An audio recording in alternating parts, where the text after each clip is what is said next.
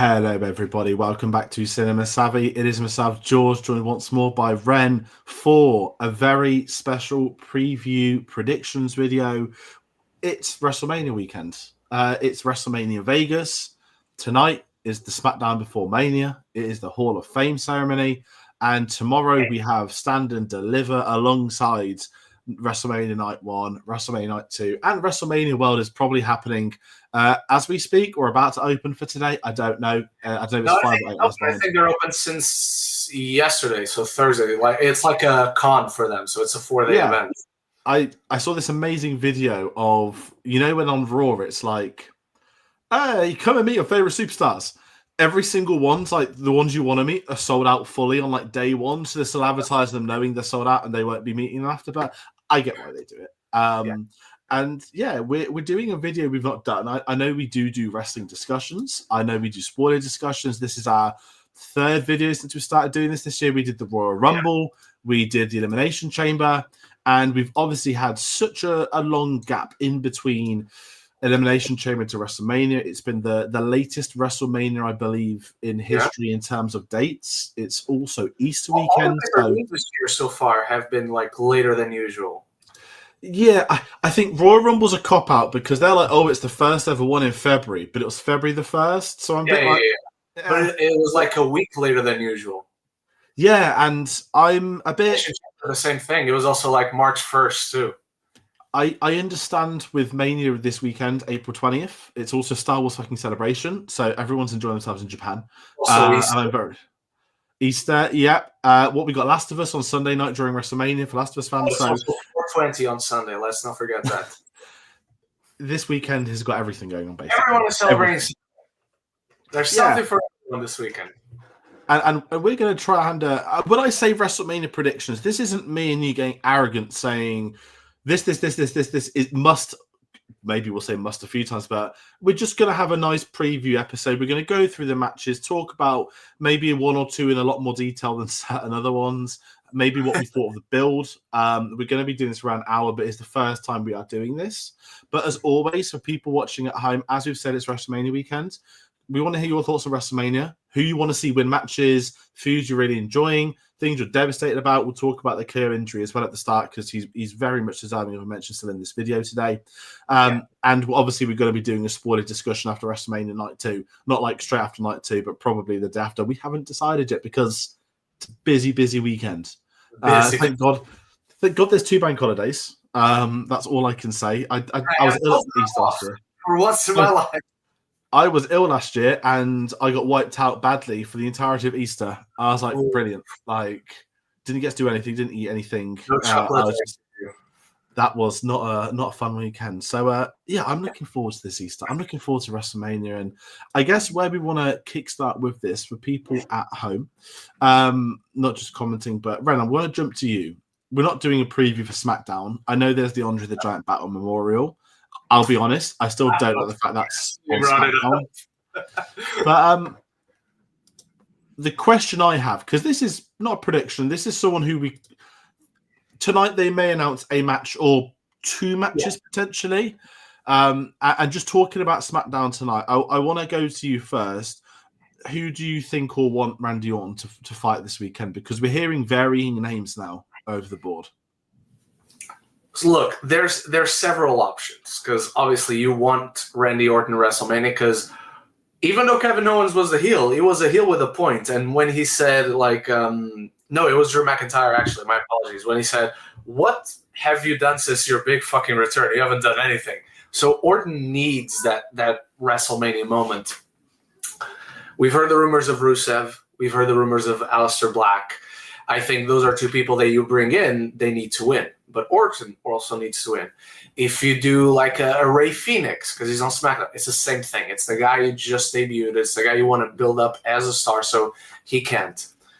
There is one person, George, one person in the entire world who will get fans excited, who will give a great match to Randy Orton, and who can afford to lose and not look bad in losing. And we know this person is in Las Vegas at WWE World, at least for today, if not tomorrow. And I think it's the only viable option. and you have to believe with me, guys, Joe Hendry to be Randy Orton's opponent at WrestleMania. I think it's the only exciting option where no matter how you look at it, it's a win-win-win for everyone. Because he's not in WWE. He doesn't need to lose. He's going to get to showcase the TNA World Championship at WrestleMania. Everyone will be excited just because of the crossover of it all. And yeah, Orton can win and can make Joe Hendry still look good in losing. I like that. I don't think you can say Alexa Bliss then, because she's famously fought Randy Orton already. Let me add this. I don't think it's going to happen, but I think it's the best option we got. But I think it's important to say I don't think it happens. There's a couple of names being thrown around. You brought up Rusev and Aleister Black, which I'm really happy Rusev's coming back. I really enjoyed his run in WWE. Some people will say he got buried. We know that Lana, he's renounced his vows with Lana. There should probably join him in the return as well, which is a great little gimmick they can put with them. Mm-hmm. When he comes back, I'd like him to get. This sounds weird, but I'm going to say Randy Orton can't lose. Randy Orton shouldn't lose. Anyone who is new and debuting shouldn't lose. To me, there are two options which are safe but boring, but they're there to put Orton on the card.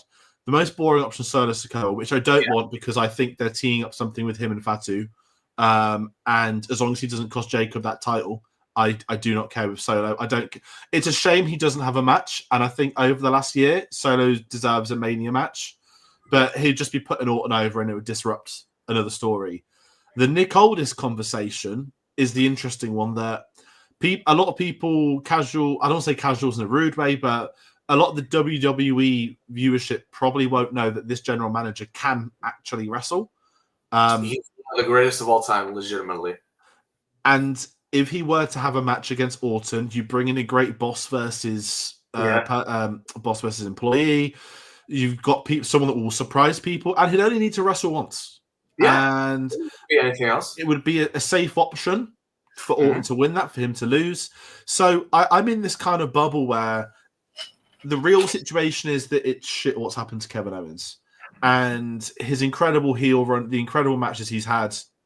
Now we know about his injury. The fact that he and WWE were so clearly trying to get him through to this weekend, to take that punt kick, to then write him off for however long is to be needed, to then put Orton onto a new story after with the punt kick back. It's injuries happen, and it's a crying shame. And KO is going to be missed in this. I don't think it's a work at this point. I refuse to believe it. If it's a work, it's the greatest work ever.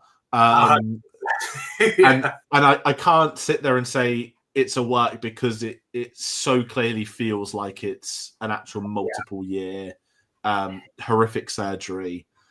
I don't think it'd be tasteless if it wasn't a work. Some people might say it is, but it would be like, it's like the Mark Henry retirement angle. Once you've done it once, no one else can ever do that again and get away with it. But the Mark Henry one is like, I'm retiring. Like, there's no specificity to it. With Owens, like, it's a neck injury. It's a very serious thing. But you actually just reminded me of something where why can't Kevin, unless the surgery is that weekend or unless like he's still in the hospital recovering from surgery, let's do with Kevin Owens what we did with CM Punk last year. Let's put him on commentary. Let's do the Aleister Black or the Rusev and he costs Randy Orton a match. Because that way it can work if you have Randy Orton losing. But I think they should put him on commentary because Kevin Owens is one of the greatest all-rounders. So he can do commentary.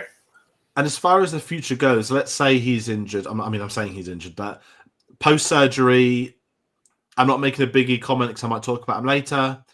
If Owens is going to be ruled out for years, I think, and I would like if he can be a commentator. I think he's the type that would want to be on camera that can try and do what he can for the sport whilst obviously having appropriate rest at home. But when we've seen him in like feuds on commentary, he's always so good on commentary. And I think he'd add a dynamic, especially with WWE sort of reinventing their broadcasting over the last couple of years. When they got rid of Vince and took out the producers with him, they changed everything. And I think they're going for that more punditry sports vibe, which I understand. I prefer it a lot more. And I think he'd be a welcome addition should he be in the right position to do so in the coming years. But yeah, there's no way we're going to do this predictions without talking about K because it's such a massive loss as well. That being said, let's did I say I had a second prediction for tonight? Yes. It was not on the schedule. I just want to ask you quickly. Maybe I'll bring this up more with the War Raiders. Do we think we're going to get a last-minute ladder match with all the SmackDown tags? Because my honest truth is I think it's a shambles. And I know it's Triple H. Triple H criticize the internet people. I don't classify myself as a wrestling podcaster. We're a film channel, but we're now stretching into wrestling. The SmackDown tag titles deserve to be on Mania. Every single tag in that division has had an amazing feud. Every single team are much more prestigious at the moment, I would say, than the Raw tag titles, which is why it's weird. The Raw tag titles that have a match, but the SmackDown ones doesn't. And the SmackDown ones, any of the 5 or 6 could win, and you'd be there's a story for every single tag team. 2 years ago, when they did what was it called? Match. The tag team exhibition or whatever it's called, because they had 2 on each night. They had one for the women's, one for the men's. Yeah. And that was awesome. Like, walking in, we were all like, this is going to be whatever. And then we actually saw it, and it was fantastic. So I think they should just do it again. We're going to go in as like, they just threw this match together like last minute. And then the match is fucking amazing because Motor City Machine Guns, Pretty Deadly, DIY, Street Profits. Look at just those 4, like, all-timers. Los Scars has been doing well as well. Like, they're starting to really grow in the division. They could go for it as well, yeah. And this is kind of it, and I think it's more of a shame for SmackDown for those guys that if they added it last minute, but it is due to an issue. I genuinely believe it would be storyline, not last minute, if they are added this weekend, but it's done tonight to get a little pop because it's SmackDown versus Raw, where we'll get to that one later. But that was very much, hey, we're announcing this on Twitter, and they've not really done anything, but. Yeah, so that was the other one. I just want to talk about that. I'm not going to talk about anything else about SmackDown. I'm not predicting that. We don't have time, not in a rude way, but we're here to talk Mania, and there's 2 nights of Mania these days. So let's kickstart with the official card. We don't have the order, but I've copied it off Wikipedia, and it feels like the murmurs online of what is to be expected in terms of a running order or who's opening and closing each day. So night 1 tomorrow, we're opening supposedly with Gunther versus Jay. Main event Jey Uso is now opening event Jey Uso.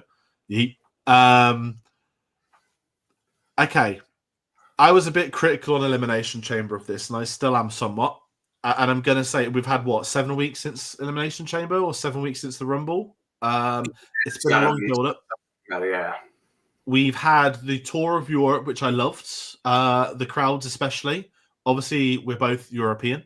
We're both used to, I know you're not big on football, but I know that a lot of those European crowds are very much football crowds. Like the atmosphere in each country is different. The type of songs they're singing, it's the stuff we love as wrestling fans. The wrestlers love going to these European events, by the way. And each new country had, again, like every atmosphere is different. And I'm not here just to slag off Americans, because you get some great crowds like Chicago. And there's no coincidence they went to Chicago straight after Europe, by the way. The American crowd's not good, and that's just like a statement at this point. And the people online saying, they don't like the European crowd, shut up. Yeah. And I think these crowds have done a lot for the Uso-Gunther feud, and I've got to say, WWE's used that European tour well to ignite some of the feuds that were maybe a bit stale. And that London Raw felt like not a mini WrestleMania, but it felt like a main event of the Europe crowds, where it was like, we've done all this really Raw after Mania, or some kind of like special Raw that isn't just another Raw. Yeah, it was like, this is the main event of our Europe tour, but it's the biggest like destination point in the WrestleMania programming between Elimination Chamber and between Mania. And we got some great moments in that. And obviously the Jay Gunther spot with Jimmy was a big part of that.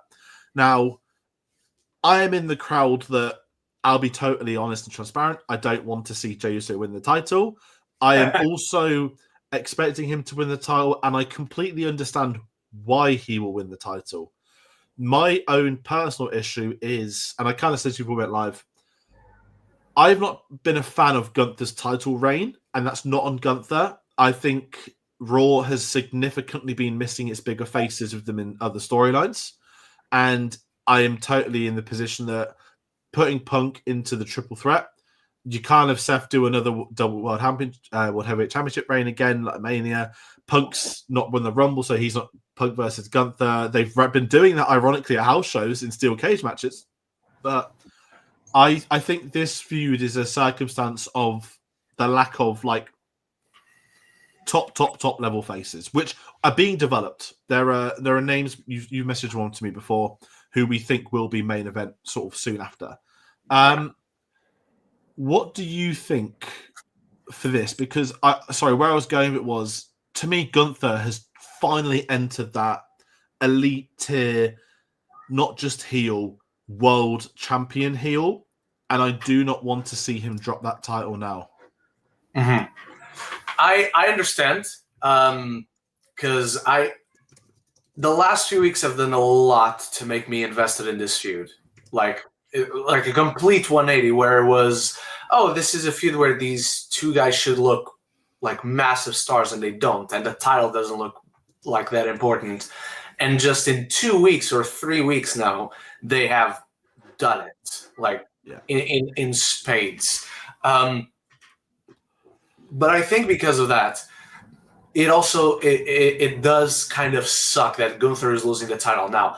My thing personally has always been, we're just gonna do the thing where he's a monster heel and lost at WrestleMania last year, and now the same story again. And it's fine. It doesn't hurt him in the big picture scenario.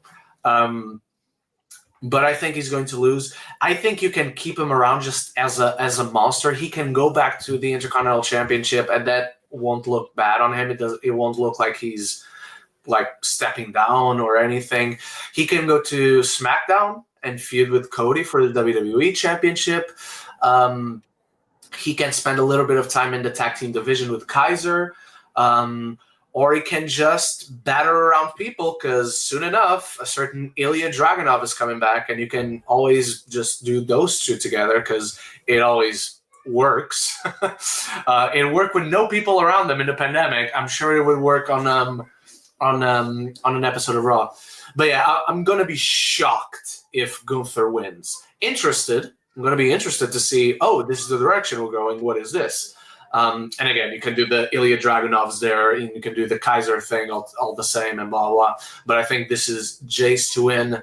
And Jay won't have a long title reign at all. He doesn't need to. He's this plucky babyface whose entire story is making it there. Once he's there, just leave him a little bit to be champion so people can enjoy it, but then you can take that title out within the next 4 months. Yeah, no, I get that as well. I'm just going to bring up a comment I've got on this, which is, I don't think Gunther's losing the title. He has a lot more to give. It could probably be similar to Roman winning in WrestleMania 39, when people expect Cody to win, but lost. The reason I see this, and I believe this, is because I think CM Punk will be in the title picture in the coming months. He's been kept away from it since he's joined.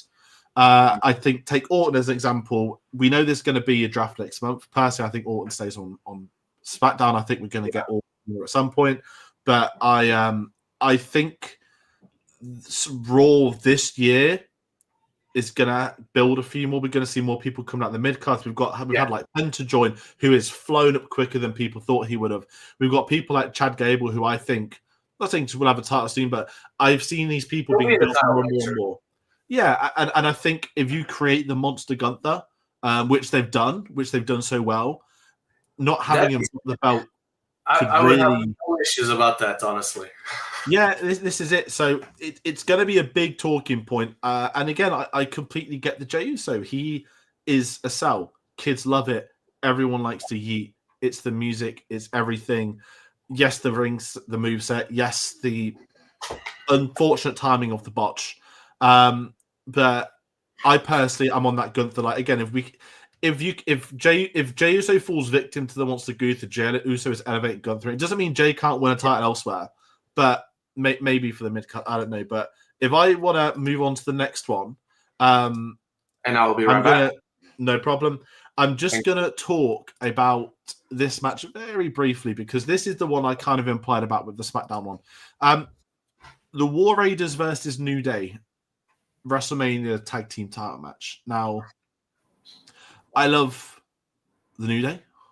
Many people have. I actually have a New Day top from an event to Raw like 10 years ago. They were main event stars, and I never thought they'd ever become heels, and I think a lot of people agree with that. You had the segment, of course, with Big E, where they turned on him, and we've seen them slowly, maybe too slowly move into the main picture.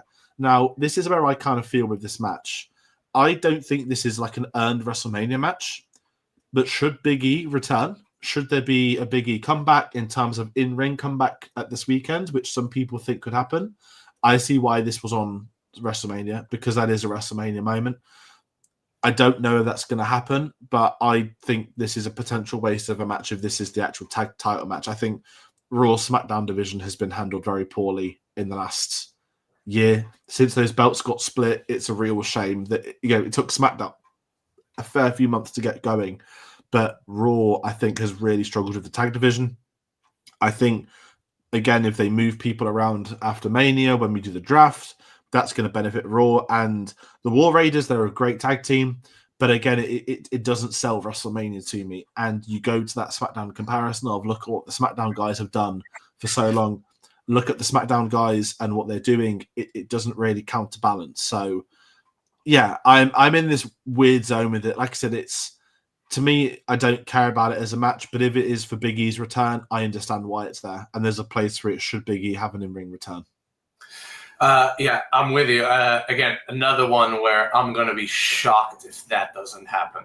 Because I think that's the whole point. Like you said, this doesn't scream WrestleMania. Unfortunately, because the War Raiders deserve it. I think with those titles especially, they should be so much bigger than they actually are because of how impressive they consistently are in the ring. They're genuinely one of the greatest tag teams to have ever been a tag team. And yeah, the New Day always felt like a weird choice to be their opponents. And I think precisely because the whole thing is to have Big E's return. And I say Big E's return, he just needs to come out.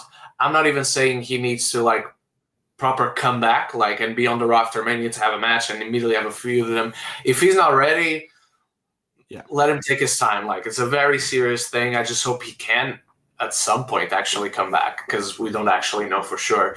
But yeah, this is it. And honestly, I would open with this one because it's such it's their kind of match that imagining opening with this, which is just a match we're going to watch, and these guys are super good in the ring. They're super dependable. They're going to be fine. But then the pop there right away as the first night of WrestleMania opens is Big E coming back. I honestly couldn't be more excited with that idea. And I'm going to be very pissy if it doesn't happen. It's why I think Jay opens, because they're going to open with the Yeet entrance, which will look amazing at Mania. And also, my concern, not going back to too much, but it's just last year's Mania match was bad with him and Jimmy. And I don't know, I'm not blaming either of them. Something went wrong within WrestleMania. I don't know if that's the top or the bottom, but that's something everyone's getting about. But let's talk another one. Rey Mysterio versus El Grande Americano. Obviously, Rey Mysterio, Legend Hall of Fame, is selective. I really don't care for the LWO. They've gone on for me for far too long. I get Rey's in his slowly retirement phase. This sounds horrible. It's like a Rey Mysterio diss. I love Chad Gable. Conversation yesterday, I do actually like because I like how the WWE has a consistent presence of several stables, which is what Japan has been doing for a lot of years, where it smooths over your schedule, the wear and tear on your body, where you can do more tag team matches. Where for context, I was having this conversation because me and a friend were talking about Dragon Lee and how underrated he is, and he's trapped in the LWO. He is. I'm not gonna he deserves much more. He has the potential to be so much more. However, being in the LWO, it keeps him on TV. They're not doing anything special with him right now because they don't have the time, the space for him right now. But his time will come, and so I like the LWO. I like the American Made. I like that Alpha Academy is the thing. You have all these stables. They are just, as long as you are still on TV, man, you're doing a good thing. You're entertaining, because in wrestling, and you know this as well as I do, you don't get into this to be a star. You get into this to make a living doing what you love. And as long as all these guys, these super talented guys and girls, are there and they can be on TV, so for when the time comes to use them and launch them into the stratosphere, they can, because people already know them. And a big thing. I agree with you about LWO. I just don't mind it from that perspective. Stables go a long way in house shows, and I know WWE has. I don't say it's calmed down house shows. They still obviously do them, but a stable's great for a house show. They're guaranteed. People know them. People know the music. They know what to expect. They go a long distance in helping that with the mid card, and I do like a stable. I love America. I think our Grande Americano has to win. Oh, okay. We all know it's Chad Gable, but where's your proof? If they unmask him and it's not, there's a terrible Kurt Angle theory. It would be hilarious if it was true, but it's not going to be true. Oh no! Please don't. I know. It won't be, but I like Grande Americano started as a joke, but I like that it's still going, and I like that it's now Mania, and I'm all for that continuing. I'm a big fan. So it's going to be a good match. Ray still got it. That's what matters. He has slowed down. What if El Grande Americano comes out all bulked up and we're like, that's clearly not Chad Gable. It's Rusev. The thing is, that would work, you know. I think it would too, because Chad Gable has the. Does he have the United States map or yes, the tattoo on the back of his neck? I wasn't sure if it was the United States or just Minnesota, where he's from. So Chad Gable has. Miro has a Bulgarian one in one of his shoulders, so it'd be like, oh, wait a minute, is this? And then eventually, yeah. I love that idea. I'm all in. No pun intended. Okay. Right, let's go on to the next one. My schedule, I wrote this wrong. This would be a dream match that's happening. Jade Cargill versus Naomi. One of seeing it now. Yeah, the schedule. I didn't clock it. This is one of the best built up to matches of Mania. Naomi's heel run hasn't even got started properly, and she's already done an incredible work as a heel. So the new costume, the change of looks, the promos, the Elimination Chamber massacre with Jade Cargill. It's still playing into Bianca's story. I absolutely love what they've done with this. I think Jade's going to win, but I don't think Jade winning damages Naomi's heel run.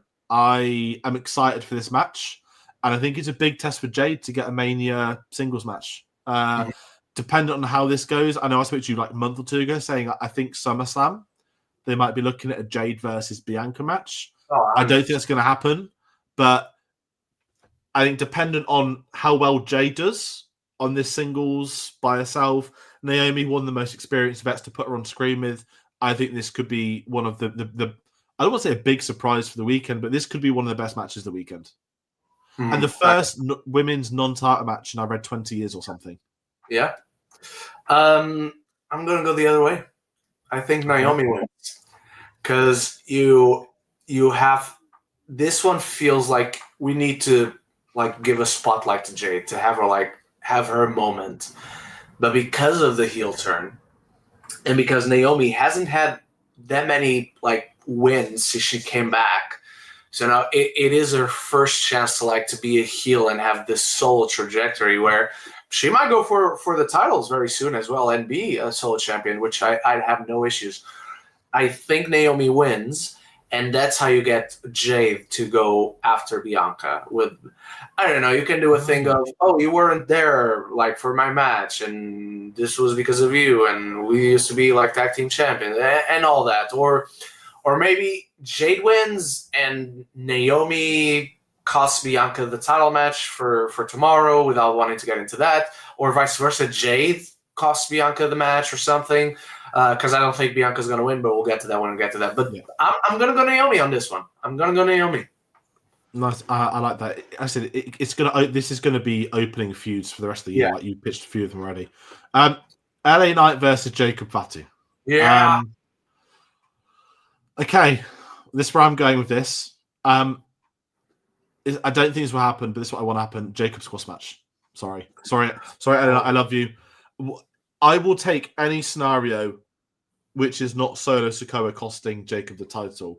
I'm fine for a solo betrayal with the title. I don't want... They're protecting Jacob really hard, and the Umaga comparisons are I can talk about weight gain for me, but Jacob's had a weight gain, but it's for character. I've seen people discuss it online. He's becoming a monster, like no questions asked. One of the most talented guys in the business. Yeah, he's not getting fat or anything. That guy's that's what I'm saying. Like when he lost a lot of weight when he joined. Like if people have seen him before WWE, like he sort of obviously he looked unbelievable, but his character's because he wasn't thin. This is it, and like I love him. He's one of my favorite performers. I think he wins. I would like him to win. The same way if he didn't win, I don't mind that because I want him in the main event picture sooner than later. This is someone who is going to be a monster over the coming years, and I trust Triple H's booking of him to protect that. I don't think he'll eat a pin for like a year or two in singles. Yeah. One thing Triple H has shown time and time again he knows how to do is book monsters. Yeah. Absolutely, the best at doing that. He was one. Like he knows exactly what the crowd want, what the crowd need, how to piss off people, how not. Bronson, Obafemi in NXT, Roman. Like at least half of Roman's monster reign was Triple H. So yeah, this is it. And I think. I mean, who do you think? Do you think Jacob wins, squashes, or? I don't want to squash because I think LA Knight needs. Because LA Knight has all the things about character down. He doesn't need any guidance when it comes to character. I think, and he's great in the ring, don't get me wrong. I just think he needs to be more of a superstar in the ring if like that way of speaking makes sense. Like he's a fantastic wrestler. You can do it like when he jumps to do the superplex and all that. But I think he needs more exposure like on big stages to be like a believable, even if he's not going to win, which he probably won't, to be fair. But I think he needs this to be a believable challenger one-on-one for a world championship going forward and be there in the title picture believably. So I think they're going to have a great match because, again, I was talking to a friend the other day. LA Knight is not a small dude by any means. Yes, he's a monster, but LA Knight is a big fucking man. So yeah, I think you could have one of the roughest, like Drew McIntyre, Gunther, Sheamus style match with these two, but absolutely Jacob should win, and he will. I not prediction for now, but at some point, I know this is all about dream matches. John Cena. I want LA Knight v Cena. Just for the mic, like they'll have a banger of a match. Yeah, and the promo work week after week is going to be what makes it. Heel versus face for them to be perfect. Yeah. And it's the kind of match you could see them running with if there's not in a rude way, we'll get to see it later, but if there was a smaller PPV, like how LA Knight did Roman in Saudi Arabia, right? Yeah. If they were going to run something like LA, he's a workhorse, he's respected within the industry, that is a safe name to put with someone. And I think that's why he's been put with Jacob. And I don't mind the shorter reign because I know Shinsuke Nakamura, there were like personal family stuff I'd read about alongside a new character persona. Kind of Jacob versus the samurai persona, that would just be nonsense. So they did the right thing in swapping it. There's also two heels, and it's a heel that people like and a heel that people like don't mind seeing lose. Yeah, exactly. I'm excited. All right, penultimate one on night one: Tiffany Stratton versus Charlotte Flair. I want to follow my heart, but I'm with you. I can't call this because certainly since the off-script promo, which will go down indefinitely for one of the worst, it's kind of insane because it's actually done the feud, the word of light, through the worst possible means. Exactly. And I've noticed certainly with Bubba Ray, who's had the most vocal, but within industry, there seems to be more of a defense towards Charlotte. Obviously, we don't know what a lot of wrestlers really think. Absolute fucking horrible take that he had, by the way. Yeah, abysmal take. Talking about the individual, not the persona. When if you're going to start going off scripts, you open the door for whatever they want to talk about off scripts. Not only that, you're a professional wrestler. The lines inherently blur if you want to make it good. Like Cody Rhodes' entire persona is blending in the personal and the character, and Charlotte Flair was talking on talk shows. She was doing interviews because she's promoting WrestleMania. Yes. She's going around these talk shows talking about that. So it's public. It's out there. Once you talk about there, people can talk about it. Like, that's just going to be how it is. I want Tiffy to win. I think this is the match on paper that a lot of us wanted, myself included. But I don't think anybody wanted Charlotte to win the Rumble the way she did. What I think I messaged you, was it Barcelona? They're like, we're going to witness Charlotte Flair's return to in-ring wrestling. I was like, no, that was the fucking Royal Rumble, which you let her win. You just decided to have Nia Jax knock out 8 people. And I'll give Nia Jax this. And there's been very valid criticism over the years. Outside of wrestling, she's very close to a lot of those women's wrestlers, certainly the SmackDown group. Her in-ring has spectacularly improved. Is much better than she was before. And I'll give her that. She had good chemistry with Tiffy. I think it's slightly unfair that Nia Jax isn't on the card. I'm not saying in this match, but like a Solo Sikoa, that I think I think she deserved a Mania match at least. However, that being said, Charlotte Flair, I just think this feud hasn't worked. It's not been well written. The pair of them don't have chemistry as a feud. There's been promos that have worked against them for both of them. I think this has become a train wreck. I want Tiffy to win because I think she deserves to have the chance at a title reign. I think they've picked the wrong opponent for her. The opponent who we thought was right, but it's not came out right. They might have the best match ever on Saturday. There's going to be stiff shots in there. But I'm struggling to look past Charlotte Hogan now. Well, she has a good boyfriend to teach him how to do stiff shots. Yeah.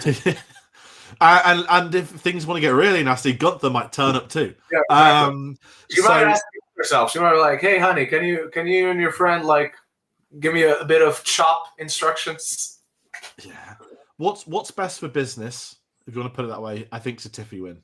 But I'm not surprised in the slightest. I'm like 51% thinking Charlotte's going to win now, and I don't want it to be. I want it to be a great match that it could have been. I'm with you. I think Tiffany deserves much better, not only as an athlete, but like as the champion.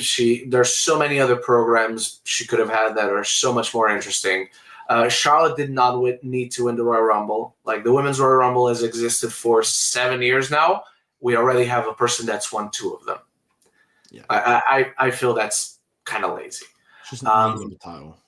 And I'm with you. I think Tiffany should win. I think there's a lot more to do with her as the champion.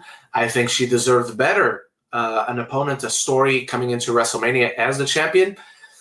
But unfortunately, I think Charlotte wins. And I could say I don't know what they're going to do with her after this, but they're just going to do the same thing they have done ever since she first came in. Like, I'm the champion. Someone come up to defeat me. And she is the only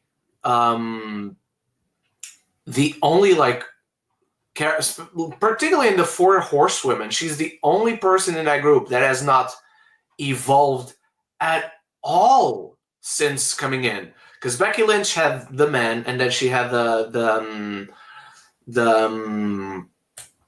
then she had Becky 2 belts, and then all the things that came from there.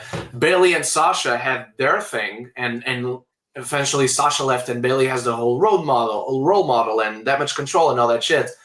Charlotte is just Charlotte, and she has always been just Charlotte. It's the thing with her. You and I were talking about stables, and we had this conversation in chat. She should belong in the stable, man. She should be a part of a stable. Maybe the leader, maybe the second in command. No pun intended. A Ric Flair in her own women's evolution. Of evolution. And the thing is, it doesn't need to be just women. But if you want to do it just women, hell yeah, go right ahead. Because more women in the roster need more TV time. So the whole thing with the stables, just give more people TV time. That's it. So yeah, I am dreading this one, but I hope I'm pleasantly surprised. I'm with you. I get that. Tanner in the comments. I just came to say one thing. Carmelo win the Battle Royale. Again, Carmelo missing from... It's amazing every match is great person spot on screen mid. Should be at Mania. Should be in tag. Him and Miz should be in that tag. Carmelo or Andrade. It could be Andrade. Or Ray Phoenix. You know what's probably going to be Ray Phoenix because they don't have space for him at WrestleMania. He just debuted. Or maybe he's not even in the match. I don't know. But yeah. That's fair. Let's go on to the next one. Main event night 1. Here we go. Main event. Roman Reigns versus Seth Rollins versus CM Punk. Brackets, custody of Paul Heyman, triple threat. Or is it? Question mark. I think that match is on SummerSlam. For a singles match between 2 of those 3, I somewhat agree. I want to pose a question to you before we get into it. A question nobody has asked at all. And I'm thought of this in the spot last 10 seconds. That's the question I was thinking. Okay. Could this match write Paul Heyman off as a career? Could he just walk away from wrestling tonight? If he want, and I mean this, not me, and this isn't a prediction, it's me saying, like, if Paul Heyman wanted to retire and call it a day, he could walk out tonight. I don't think it's going to happen, by the way. That's just a question I literally just put. I don't think so. I don't want it to happen. I hope it doesn't happen. But it really depends on what you do. Like, what's the story you're telling with this match? And you could have a way where, yeah, absolutely, you could walk away and that's it. But I don't think that's what happens at all. He's going to pick someone. He's either walking out, not of the company, of the match. He's either walking out of the match, leaving all three to fight, or he's going to pick Seth, I think. I don't think he can neutrally sit with Punk and sit with Roman. I think storyline dictates he either leaves the match or he picks Seth. I am going to go one step further. I really want Punk to win because he's my favorite wrestler, obviously. But the more time I've seen with this feud, the more I've thought about this, the more I've seen. It's not really a prediction because it's like one or two scenarios. I'm starting to believe that Seth could win this. But if he's not winning it, he's taking the pin, which I kind of don't want. I would like the idea of Roman or Punk being pinned, but I feel for protection, Seth's the easiest person they want to pin. Yeah. But I really think Seth's like coming out of this very strong. And given his place within the company, within WWE, like, I understand why Roman's a part-timer. It works the character with the leukemia and stuff that goes on with that. Punk with his age, he's about the business 10 years. If they want to give this win to Rollins, I am all for that. I can't predict this because every character has a reason to win. Every character can justify why they can win, and every character can justify why they shouldn't win. This is probably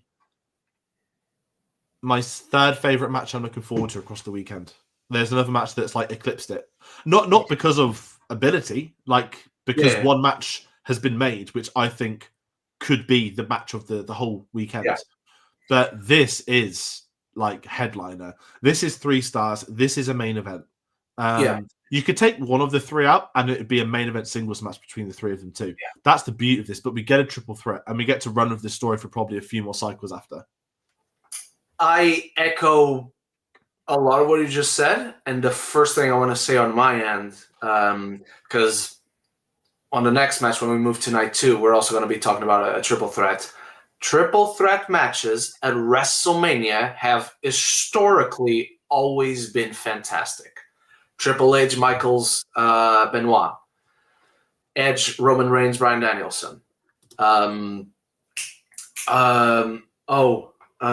Last year, not last year, 2 years ago, Drew McIntyre, Sheamus, Gunther. Like, every time WrestleMania has a triple threat match, it is fantastic. Like you said, every one of these guys is stars. I'm going to do somewhat similar to what you did, but I'm going to call you 2 endings. Okay. 1, Seth Rollins wins, and no, I don't think Paul Heyman teams with him.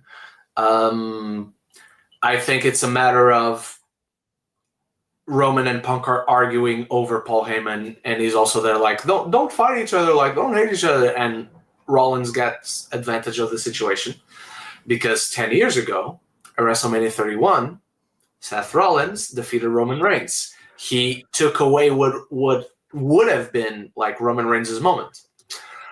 So I think you can tell a story there where it mirrors sort of the same thing, where Roman gets the spear on Punk, and as he's getting up, there's Seth like slithering his way into the victory again, 10 years later, right? Yeah. The other option, which is what I think is the most likely one, CM Punk wins, and he wins by pinning Roman Reigns. And you still have the whole, like, the Paul Heyman as a factor. Like, this, because I think an interesting story you can tell here is, all these guys hate each other, absolutely. Or you have another moment of Roman, because you had it last year, and now you can test him again.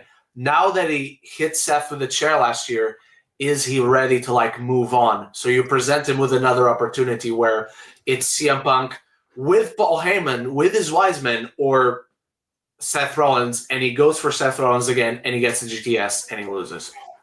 So that's how I'd like to see it happen.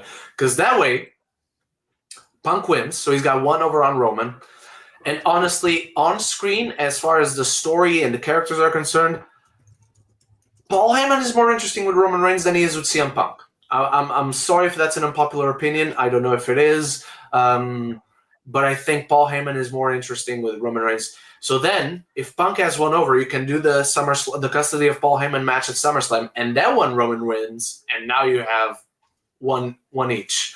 And then you can do a third match at next year's WrestleMania or at Survivor Series, something like that. So yeah, I'm leaning towards Punk, but I think it's either Punk or Rollins who win. I don't think Roman wins anyway. Either way. I'm with you. I'll be really honest. I don't want Roman to win. It's not like he's been short of winning for the last 5-10 years, is it? And his character doesn't need to win. And there are times when he does. And kind of what you said about the Paul Heyman stuff, like Paul Heyman has been amazing for Roman Reigns. Mm-hmm. And this is really weird. On screen, and maybe you'll disagree with this, you just said that Paul Heyman's more interesting with Punk, which I kind of agree with that. No, I think it's more interesting.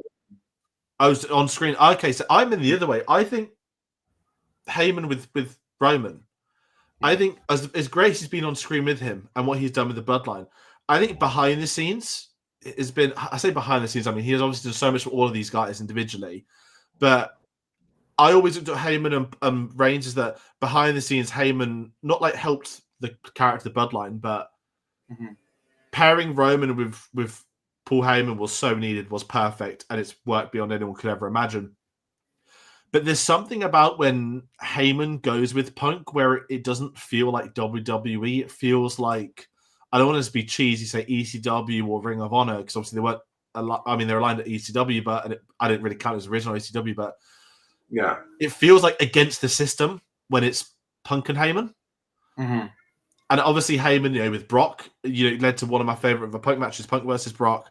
Some people think Brock's come back. I don't think it's happening at all, if I'm honest. I personally think we'll never see him in WWE again. And if we are going to see him again, it won't be until certain allegations have been wiped out beyond belief. That's if he even wanted to come back after. I'm still not over the fact that we never got Dom eliminating him at the Rumble, which was supposedly the idea last year, which would have just been unbelievable. I'm a big fan of Dom, but I'm loving this match. And I don't want to see... Rollins doesn't need Heyman. Another scenario I'm seeing more of is Rollins joining The Rock, Cena, etc. Because they're noticing that he's been in some of the similar clothes to The Rock. Yeah. I don't want it to happen, but I'm not counting it out anymore. That's what I'm like, and I'm thinking like storytelling, but it could also be a red herring because in the summer Heyman was quote unquote dressing a lot like Solo Sikoa. Yeah, and here we are. And we know that Rollins is amazing as part of a stable, multiple stables. And we know he's amazing by himself. So if they want to go for it, go for it. Do what they want. But this is the match I can't call. This is what I think. It could be the best match of the night for storytelling. But we'll get some moves. It's going to be in my top 3. It's in my top 3 looking forward to. It's WrestleMania. There's so many bloody matches I'm looking forward to. But that is night 1. We're then going to get a break. We're not previewing Stand and Deliver. I know that's on Saturday, that we'd have done that before, but I don't watch all the NXT stuff. I couldn't really comment. I know you do. I saw someone somewhere in a video say they really want Obafemi to turn up, which could happen. Again, Andre the Giant Battle Memorial. Put it back to Mania, please, because I'd love to see someone like him walk into that on the grandest stage of them all. And I'm still in that crowd. I'm sorry. Money in the Bank at Mania, to me, was always perfect. Like, there are not many stipulations in matches I have noticed this year. Whereas AEW went the wrong way at Wembley in the first All-In, where every match was an insane stipulation, which is great as a viewer. This has gone to extreme that I don't think there's a single stipulation yet, or there's one match with one on night 2. I can't remember. There's one match with a stipulation. Is it the street fight? Yeah, the street fight. Yeah, pre-smack. But let's talk night 2. So, we supposedly we are opening the women's triple threat: Io Sky, Bianca Belair, Rhea Ripley. I have one prediction for this. Okay. I think Io's winning. Io's winning? Okay, we're the same. I really don't like the idea of her picking up that belt for a temporary 2-month title run to enhance into a triple threat. I don't like that. Me neither. And that's why I like her to win. It goes back to the whole thing of Bianca versus Rhea 1-on-1 is the dream match, or at least a dream match. Like for the women's division, that's the dream match. I don't know why you would tease that match is happening, only to then, oh shit, Io Sky won the title, but now. And I think it's interesting that the story has been Rhea and Bianca hate each other, and they almost dismiss Io because of that. Like Io Sky has to win, otherwise. What is the message of your story? That, oh yeah, she doesn't really matter because it's all about these two. I think Io Sky. I think you're going to make Io Sky look terrible. I think you're going to make the women's world championship look terrible. So 100% she should and she will win. I'll be very surprised if she doesn't. What I'd like this feud is doing is that when Rhea versus Bianca inevitably happens at a Mania, let's say next year, without predicting next year too early, they could use this entire year to build up a feud for them because there is now history. There is a month's worth of 6 weeks of history already. I'm not saying do them at SummerSlam, but if they want to keep those two apart till May next year, they can. But knowing that the paths will cross, we've got a Mania triple threat. Take them out the triple threat one-on-one. Yeah, I think you can keep them apart because they are on different shows. Bianca's only on Raw because she chose Io because Charlotte had chosen Tiffany, but Bianca's on SmackDown. Yeah. And we've got the other feud that she'll be involved in, which she might go back to after. So, I don't think Bianca's winning this at all. And I think, as I said, I think it's a real waste. It makes the division look bad if they do take it off Io already. And I think we know she's a star. We know she's been a champion. I think putting her in with two of WWE's biggest owners. I know obviously Rhea was on the Indies when she was young, but I still see Rhea as like one of WWE's guys. Like, and she was in the Indies, but only in Australia. It's not like she traveled to like the Americas or on the. And she did a bit in the UK. But it's like these are our two biggest created stars up against each other.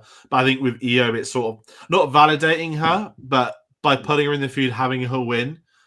You know how it's a bit different because of WCW, but you know how like WCW star comes back, Vince ensures they get buried by someone from NWO. Sorry, someone from from WWE. And I like that Triple H is a bit more open, like, hey, you didn't have to have come through like us to be a main event star. And I think the match, even though Io is a star, she's a champion, winning this will do her championship reign the world of good. And I think it then enhances her character to maybe more casual audience members who are not familiar with her as such. Taking her out from having great spots, which we know she does. We know she has great matches, but it'll be taking her out from the spots to the character. Oh, she's gonna have a great spot in this one somehow. Yeah. They're gonna do something. Yeah. Then we've got the women's tag title match: Liv Morgan and Raquel Rodriguez versus Bayley and Lyra Valkyria. I'll be totally honest. I've got really controversial. It's not controversial. It's a pretty nasty opinion. This is probably the match I care about least on the card. However, that being said, Liv Morgan deserved to be in that card. I know we're getting another fatal four-way. To be in that card. I wouldn't have minded Liv of going into that triple threat to make it a fatal four-way. I get why she's not, and I get why it might have been a split. That might have been too many, but Liv Morgan's had an unbelievable year, and this is very much the epitome of Liv, you've done such a good job. We can't not have you on the card. You need to be here. More than just being Dom's, teammate. Yeah. So the title surely isn't going to change. But I think this is like the ultimate. It won't be the second match because they won't put the two women's matches first and second on the Sunday. No. But this is like going straight after a big match. Or this might be the match before the main event because it's the one. Yeah. People are not going to be making a lot of noise on this one to save their voices for the main event. Yeah. It's what it is. It's through no fault of the four involved. No, not at all. It's not the talent whatsoever. A kind of criticism I then have is the awful booking of the women's mid card, that Chelsea Green isn't on the card, and an actual women's tag team, Piper Niven, isn't even in the tag team match. I would actually say like Chelsea Green's reign has been awesome, has been all kinds of fantastic. I think not being in the Mania card is a big mistake. Just like it would have been to not have Lyra Valkyria. Again, not necessarily that the title should be on the line, like Lyra's isn't, but she is there. Like, she is a champion, so you need to promote her. And Chelsea Green's probably going to do something amazing tonight on SmackDown. Like, whatever she's going to do, she makes it work. Absolutely that. I'm a big fan of her. I absolutely love her. Another match: AJ Styles versus Logan Paul. For anyone that hasn't seen it yet, at WrestleMania World, there is a game you can play where there is a rubber Logan Paul, and you can get a steel chair and whack it to measure your strength. I've got to say, I'm assuming Logan Paul has signed off on that. And you sum this up, and I always credit you for this. The thing you hate most about Logan Paul is that he's a talented wrestler, which is the best description I've ever given anyone of him, if I'm honest. Because I would love to get a steel chair and whack Logan Paul, and he's so in the know on the natural. And the thing is, I don't even want to say his heat, because when I think of heat, I think of like wrestling terms heat. He's just like a despicable person. Yeah. And the truth is, he has go away heat. He doesn't have like heat like, oh, he's coming out, we want to boo him. No, we legit want him to go away. The thing is, he's good in the ring, and worst of all now, George, he has a fucking cool finisher. One of the most unique I know. I've ever seen. And I hate that they gave it to him. You could have given that to Karrion Kross, Obafemi. A Trick Williams could have pulled that off. A Jacob Fatu could use that as an alternate to the moonsault. And they gave him to Logan Paul. And he pulls it off. It looks amazing. It looks devastating. And I hate that he has it. Do you think he created it? Or do you think they did? I'm you don't sure tend to get like whoever training him or training with him, they came up with it together. You don't tend to get new finishers. Like, I'm not saying everything ever's been done, not at all. But you see that, like, wow, like I've not seen that move before. Yeah. Even and there's credits that, and I don't care for the feud of AJ. It was a last minute change. There was talk of AJ versus Braun. I think Penta's rise. They started going down that path. Yeah, and I think it could be a good match. I don't want this to be AJ Styles' last WrestleMania opponent. I want AJ to win. I actually think, not the main reason, because they just realized they needed a match for Logan Paul, and AJ Styles can make a broom look amazing in the ring, so they went with him. But I actually think they could, on one hand, a happy accident that they're like, let's save AJ Styles versus Braun Breaker for when it is for the World Championship. Because we only got AJ Styles for 2 more years now, unfortunately. I am so scared of a world in wrestling where AJ Styles is retired. So put him in as many incredible programs that he has, and please have AJ Styles win this. Please. My question is, it's more of it's not a spoiler for Cena, but Roman had such a dominant reign, and Cody had to have a dominant reign that followed. Yeah. Cena is going to, if he wins, we know for the heavy duration of the year, Cena is likely to carry the belt or be in that main picture belt picture. Yeah. Right? Mm-hmm. The World Heavyweight Championship, and I appreciate Triple H goes the longer reigns, and we know how much Vince loved a shorter reign. Now, growing up in those like mid-noughties into early 10s, the short title reigns were very accustomed to the fact that Punk's 4-3-4 days was like a miracle of miracles, because he was an active champion week to week. And the people like AJ, not like, oh, everyone's ever title reign, but you do sit there thinking there might be in the next, post John Cena title reign. I'm not saying we'll get more shorter reigns as such, but I think we're going to start to see the belts move around a little bit more than we have in recent years, because the mid cards for sure. The mid cards are becoming main events now, and you've got your aging. You got your CM Punks, your AJ Styles, who should have one more reign or two in them. I want to see AJ back in that main event. The feud with Cody was amazing last year, and he got his break after he came back to the correct music. I'd like to see him win Logan, not just to beat Logan Paul, but to get back into the picture of getting him near those main event stuff. So, a bit of a side tangent from me on that. I really don't care for this match, but we know it's got the potential. There'll be a prime spot. We'll see someone turn up, no doubt a celebrity. I don't care. Who's it going to be this year? His brother? I've run out of YouTubers to know who he hangs out with. I knew Speed would happen. We knew KSI. Why are we not there? Put us in. I mean, I'll give you one controversial opinion. So the first ever time I tried Prime was at an Arsenal game, and this was before people were selling bottles for like 50 quid online. I just went to the normal football games I go to. I don't drink beer at football, so I always get a Pepsi Max. And there was a new soft drink, so I tried Prime. It tasted all right. I didn't know like the context and the carnage behind it and around it. So I don't go out and buy it, by the way. Like, I don't sit there buying Prime, but it's now controversial to be like, I like it as a drink. It was fine. It worked for football. Like, it was fine. Okay. But it's too much now. This one's like every football team. But let's move on to another match. Let's do it. Do you know how I told you that Reigns Punk Seth might now be like, I think, the third best or my third, Yeah, I knew you were talking about this match. Braun Breaker versus Penta versus Finn Balor versus Dominic. So, do you know what this match is? This match is one of those dream matches that you never ask for, you never expect, and it ends up being on like a European house show. Mm-hmm. Like last year, I went to the show in Birmingham. It was a year ago yesterday, actually, and it was Gunther versus Sami Zayn versus Chad Gable versus Finn Balor. I got that on a random Wednesday night that never happened again and has never happened since, and it certainly wasn't televised. This match, oh my days, Penta, who we knew would be popular, we knew is talented. I don't think internally WWE knew how quick his merch sales, they were saying, was through the roof. Yeah. Like, he has had the instant superstar status. Mm-hmm.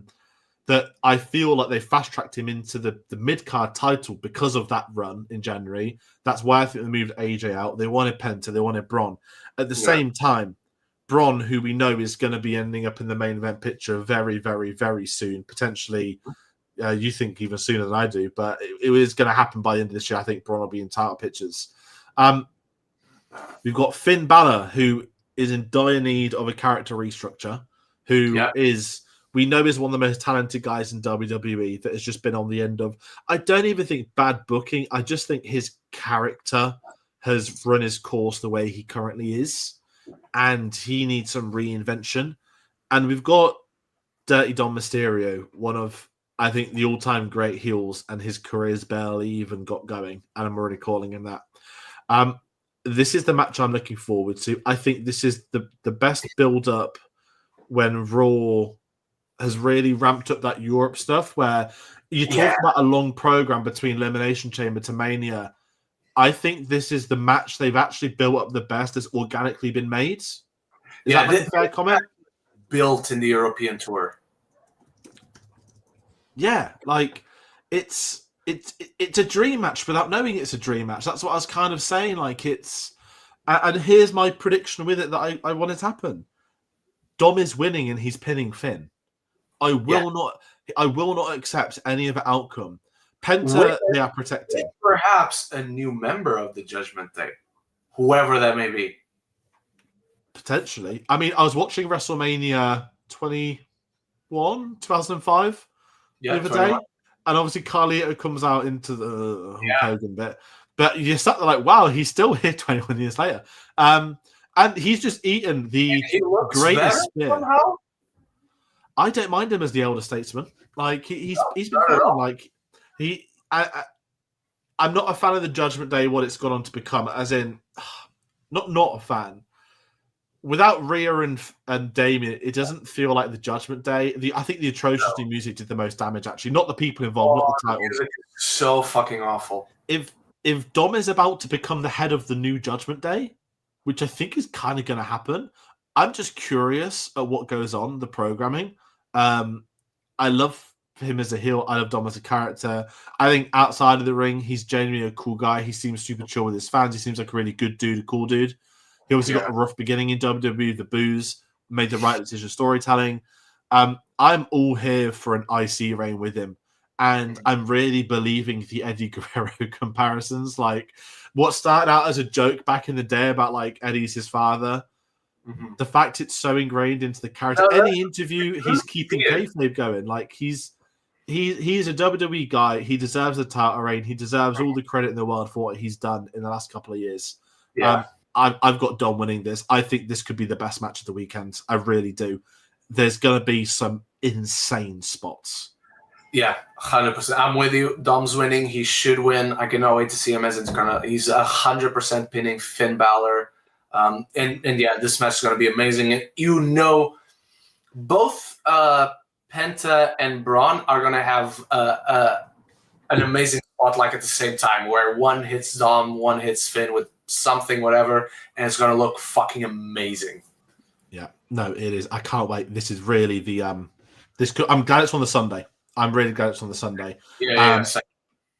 Let's before we get to the main event, I'm just going to talk about Damian Priest versus the one and only. Sorry, I almost made a joke about Metal Gear Solid. Drew McIntyre in a street fight. So this is a match that I think a lot of people have been gutted about. If I'm looking at online discussions we see, and I like both. I'm a massive fan of Drew McIntyre. I absolutely love him. I think he's had one of the best years of his career. I understand why he's not in a title picture at the moment. I understand why he isn't doing the storyline hunting down Bloodline members. I understand people's frustrations that he's been put into a story with Damian Priest. However, that being said, the story with him and Damian Priest is somewhat justified. You look at last year, you look at what they spoke about. He lost the belt to him at Mania. He then couldn't beat him. We were in Glasgow together when he wasn't able to win. CM Punk screwed him. There is long-term storytelling that I'm going to call a get-out-of-jail card that is able to get these two guys who should be on the card, who should be at Mania, in what could be a very good match with one another. Their European crowds have also helped these. The glass moment, the backstage brawls turns into a street fight. To give this match a stipulation is something I think WWE has absolutely nailed. And I think this could be a surprise.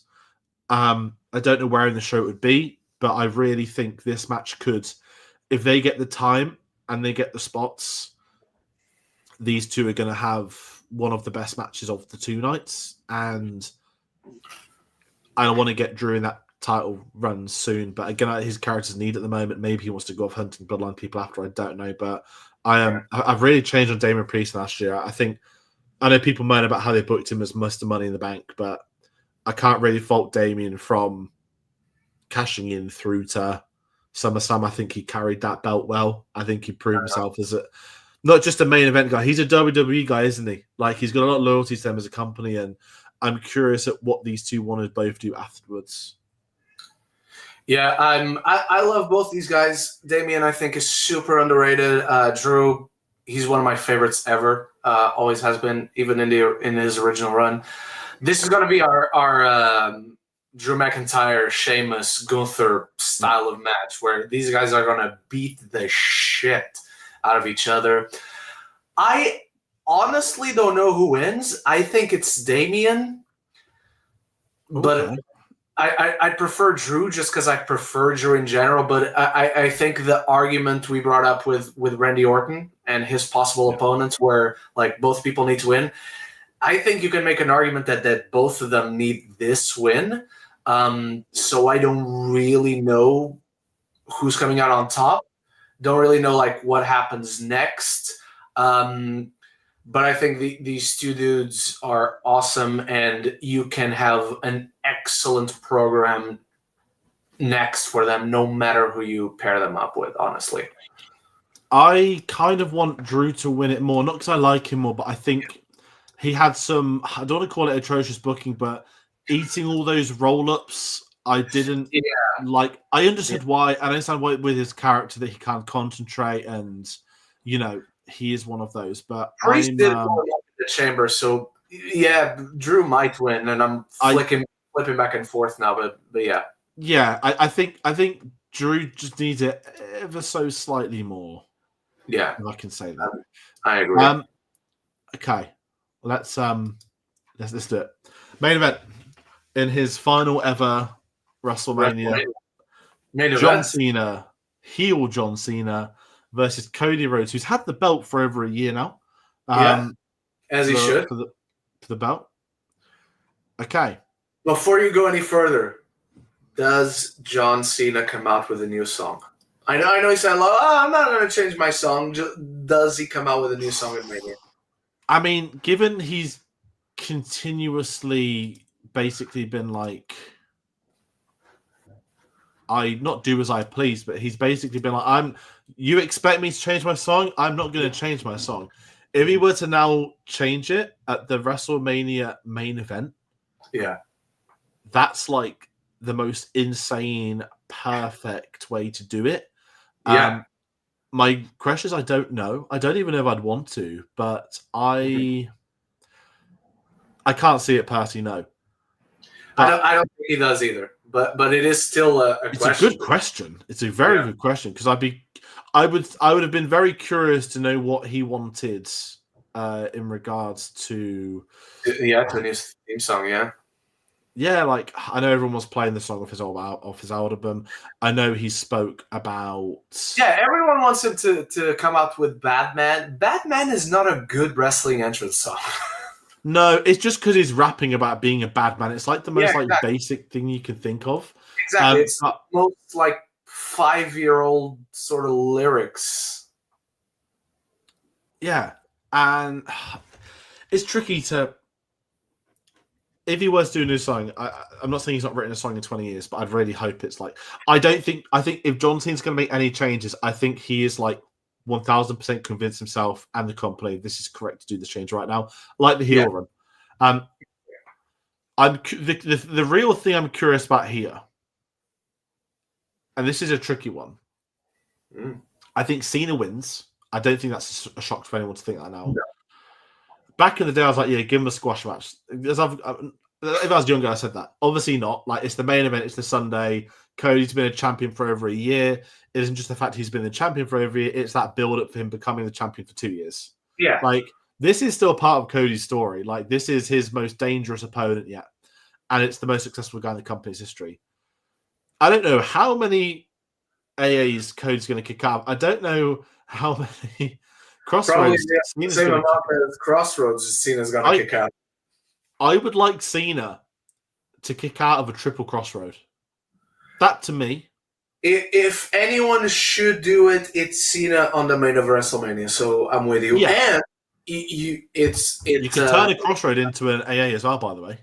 Yeah, and it's a story beat. So when John Cena does kick out of a triple Crossroads, it eventually validates him to win, and Cody has to get back on the horse, and eventually claim the title back, which he will. That should be the story, and Cody should be the guy that turns Cena back into a good guy and all that by the end of the year.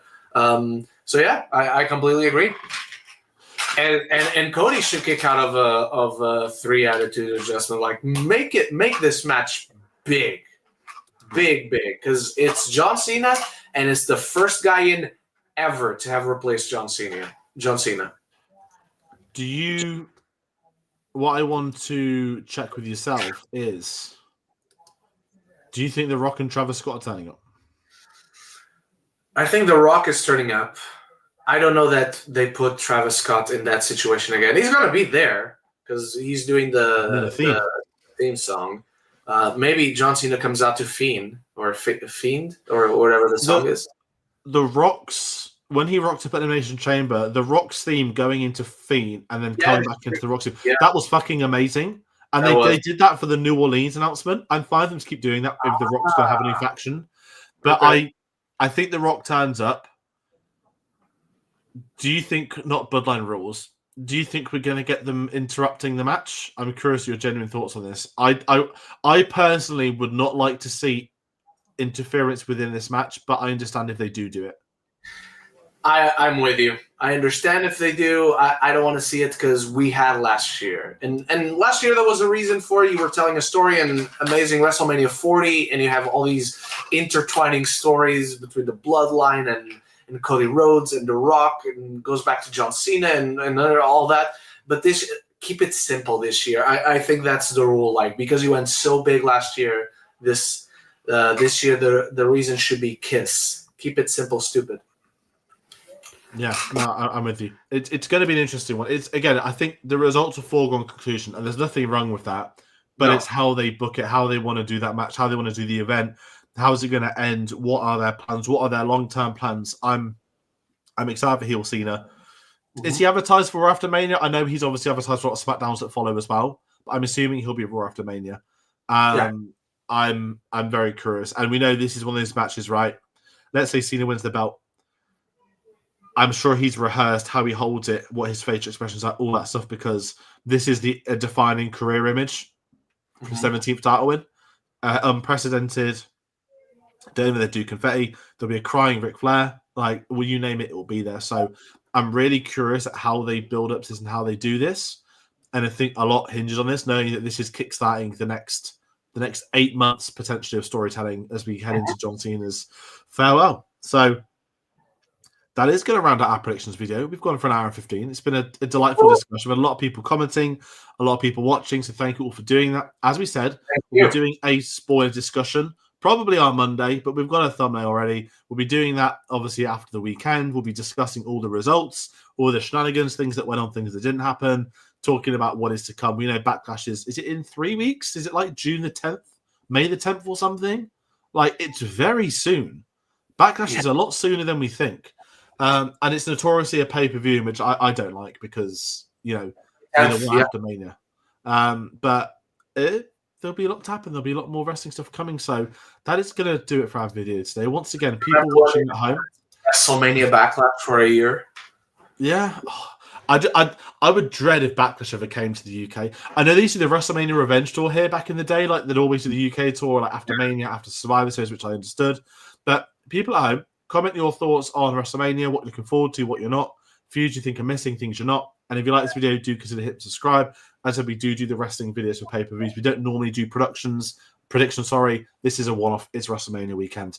If you're curious about other things we're working on, you can get our social medias, linktree.com/CinemaSavvy. Put through to our Facebook, Twitter, Instagram, Letterboxd, Blue Sky. Ren, we have a link in the description below for your channel. What is going on with you at the moment? That sounds really horrible. I didn't mean it that way. I didn't mean it. No, it's all good. We got my review of Sinners coming out very soon. Hopefully I get a confirmation for Thunderbolts. And right now that's really it. I'm going to be busy all weekend finding time to record that Sinners review, but I'm going to be watching WrestleMania, baby. That's what this is all about. I'm finding time to watch Sinners. That's my problem at the moment. And Thunderbolts. Because Thunderbolts is like the worst possible timing. It's Champions League semi-finals, people. But yeah, everyone, please subscribe to Red on there. We do this together. It's lucky it's on our channel, but we do this together. This was our idea. And post WrestleMania, I can't guarantee it. The goal is to get more faces coming on. So there may be more discussions on those with different people, which is really exciting. A lot of friends do watch wrestling. It's obviously being streamed. It's the first time I've said the word Netflix today. It's the first Mania on Netflix. Like, it's humongous. So many people I know have been watching all of WrestleManias. They're all looking forward to it. This could be the biggest WrestleMania in history in terms of viewership. It really could be. So it likely will be. I think it will be too. And that's exciting. So that's going to do it for this video. Thank you all so much for watching. I don't want to plug what else is going on. We mentioned all the side. There's just too much happening this weekend. But that's going to do it. So thank you all for watching. We'll see you on the next one. Take care.